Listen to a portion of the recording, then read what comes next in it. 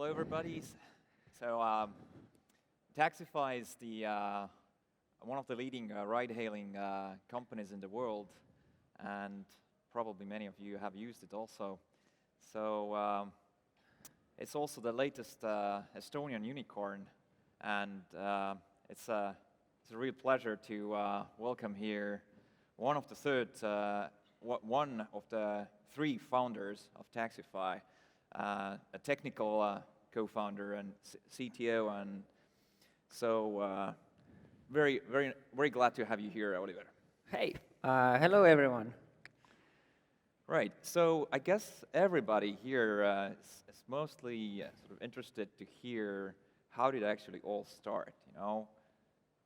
You are here 5 years later, doing this excellent company. How did it all start? Yeah. So I think for me it's like a story of luck and opportunity, and like if you look around, opportunities will find you. It all started from a web page or a forum where Markus, who is our CEO and also a founder, posted a job ad. And the job ad was literally 2 sentences, like, it's looking for a developer, contact email. That was it, right? And but I was, crazy enough to look because the name was kind of M-Taxo, which was our name at that time. And I got kind of like, I liked the idea.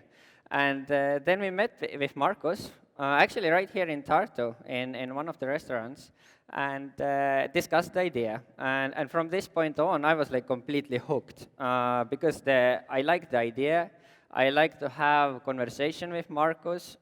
He was really quick-witted, very smart, and I got hooked on the technical aspect of it also. It was so interesting thing to build because there's so many different aspects of building this real-time application. And then we kind of went apart, and a few weeks later, because I was so hooked, I obviously started immediately building it. When we met next time, then I kind of showed, I have already this, server side and the Android application, and, we could, go start launching it quickly. And by the way, we didn't have any agreements or anything. It was just first meeting. And, this is how it kind of started. I would say in the end, it was like, it wasn't actually a job ad that you got hired, but it was more like, you went on the next meeting and, hey, we can have the application, so when are we going to launch it? Yeah, that's really fascinating that you basically, you just met on an online forum and you just started developing. Yeah, pretty much. Well, could you tell a little bit more about this early days of Taxify? Early days of Taxify. Okay, so I think it was like every startup, it's very chaotic. There's lots of changes all the time. I remember one kind of funny story when on early days we were working with taxi companies, and they didn't like to do bank transfers that much, and we had to go to them to collect money. And at the time, I was driving with a motorcycle, so going to these taxi companies, full black leather suit on, sunglasses on, and they go like, knock, knock, hey, give us our money. And then they give you the envelope with cash, a few thousand euros. And this is how it worked in the beginning for a few months. Kind of, something you don't do every day. Okay, unbelievable. But we were talking before, and I asked you any stories, and you said you mentioned also that this is a secret, but I think I'm going to ask it anyway. That you actually weren't using Taxify yourself. Oh yeah, this is a bit of embarrassing story. If you develop a product and at some point. After a year when we launched, someone asked, when was your last Taxify ride? And then I was like, yeah, I haven't taken any yet. So, so obviously had taken lots of tests, kind of local testing of the application, but not a single like active ride. So this was kind of funny. Yeah. Okay. So, there's some really brilliant guys in Taxify, and you're still a CTO. I guess that means that you know a bit about programming or something, right? Yep. So, how did you get here? What's the story? Ah. Um, I think it kind of what my memories are that from I think about 8 or 9 years when I was 8 or 9 years old, my father came home after work and brought the computer with him, and with this one obviously I played games or draw something. I really like to draw, and I always was thinking. How I would do the game differently. I wanted to do that differently and that differently, and constantly thinking. But at that time, obviously, I kind of had all these like what questions, what I would do differently. But I didn't really ask the how, like how can I do it? And years passed, and after kind of when I was like 14, 15. Then I found a tutorial from internet, and that was the moment that changed my life, right? Completely changed it, because I got really into programming and doing this kind of building things. I built like online games, mass multiplayer online games, kind of all of them. They weren't really good, but you learn a lot when you do these things. So it seems like that being a gamer is a good thing. I wouldn't call myself gamer though. Okay. Yeah. But you, so you came home and from school and then started programming. Oh yeah, the day planning was really hard because you had to go to school, so that took X amount of hours. Then when I get home, you kind of have after school you have like 6 7 hours of doing something, and as I was really hooked into it, I really wanted to do this online game and plan the features.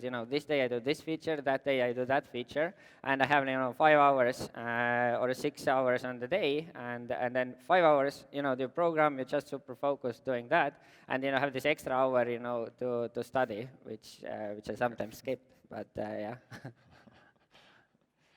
Yeah, well, seems that becoming a good, it actually takes effort from everybody. So anyway, let's talk about the business. Taxify is the fastest growing Estonian company, Estonian startup company, and so could you describe what's going on in Taxify lately? Okay, so for us, like a huge focus is right now is like definitely hiring, getting more people on board, and last year we launched new products. We did scooters in Paris, and now if the season starts, we're gonna launch that in more cities. And then we launched the business product, which if you have a company, which makes it really easy to do all the invoicing things. So lots of new products. I think it's also interesting for us for 2019. We want to launch in 50 new cities. That's quite a very very ambitious approach, or to get this done because all of the cities need their own teams and operations and everything set up. Yeah. But I understand that you are one of the leaders, or even actually the leading ride-hailing company in Africa, right? Yeah. So how did that happen? Like we weren't first when we went to Africa. Our American friends, they were before us, and but I think like what we did differently was we did a local team there, and that was very motivated. We localized the product a lot. For like Africa, they have different ways of payments that are kind of very unusual for Europe. We integrated all of those. So. And is that also true that you actually opened some of the markets where you'd never been before yourself? Oh, yes, yes. So, like, how did we hire people in Africa? We didn't really go there locally for a very long time when we launched some market. So what we did was like Skype interviews, and we found people there and told them, gave them, this is a budget, make it happen. And of course, we helped a lot on how to make it happen. And in a lot of cases, motivated people, they made it happen, and now we're like in number one in many African countries where Uber, American friends were before. Right. So at that time, I guess you didn't have much money, and that's how you sort of were really low cost, right? Yeah. Right. And how much money have you raised now by now? It's close to like 200 million, Okay, but at okay, that time, when we started launching those, we had I think like 3 million tops. That was it. Okay. Well, 200 million is quite a lot, but there's one American company which is going on stock market probably in a couple of months, and it's rumored that the value is 120 billion, and they raised how much? Maybe like close to 20 billion, or Yeah. so. They're like over 100 times bigger than you. Yeah. Yeah. How do you manage to, or how do you plan to compete? How can you? Yeah. Well, we're already competing, right? So, the first basic thing is that we act very localized. So we work with local market and make it happen, because there are lots of every market has its unique characteristics, and we also like value drivers a lot, put a lot of effort on this. But in the end, it all boils down to efficiency. Like, if one company is more efficient than the other, he has a quite great advantage. In our case, Uber needs about 20% of the ride price to make profit. For us, this number is 10%, and that is a massive difference, right? That's a massive difference, and this is how we manage to fight. Okay, so basically, in that case, unless they figure it out how to lower their cost, they cannot compete with you. Mm-hmm. Well, For sure, yeah. okay, so looks good. That so if anybody can still invest in Taxify, it seems like a good deal. As your competitor is valued at 100 times more. How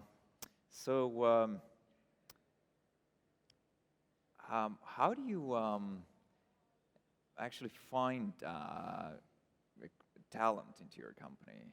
Mm. Let's say, as a technical person. So I yeah. mean, just let me clarify. So great people have joined. I don't know if everybody knows, but some of the best technical guys in Estonia have joined you, and also in managerial positions. So. And I understand that that already in the very start you had a like really strong team, and right.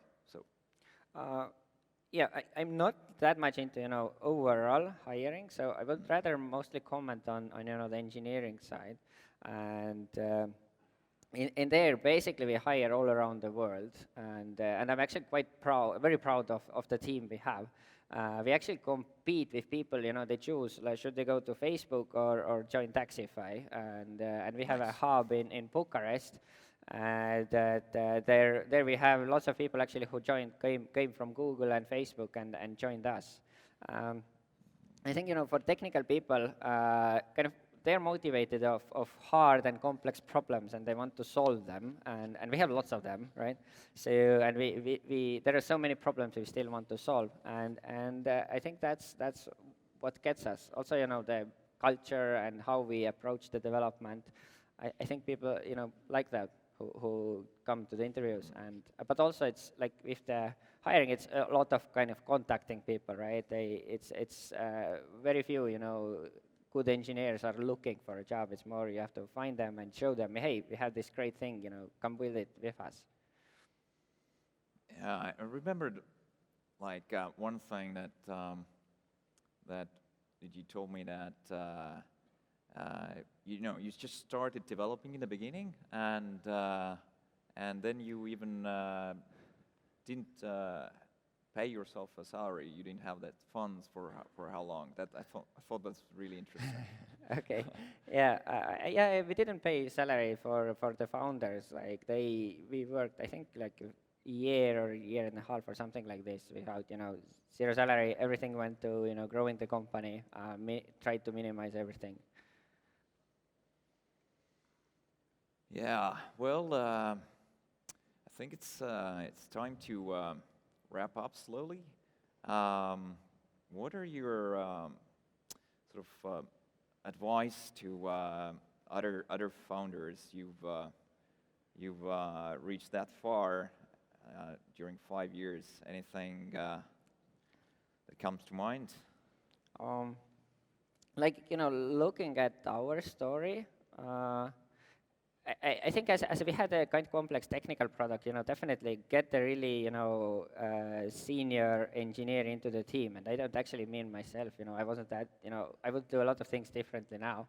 But that helps you with a lot of problems. And growing phase will be much, much easier in this case. But in essence, I think it boils down kind of, 4 things that you have to, look for. First, love it, own it, and just do it, right?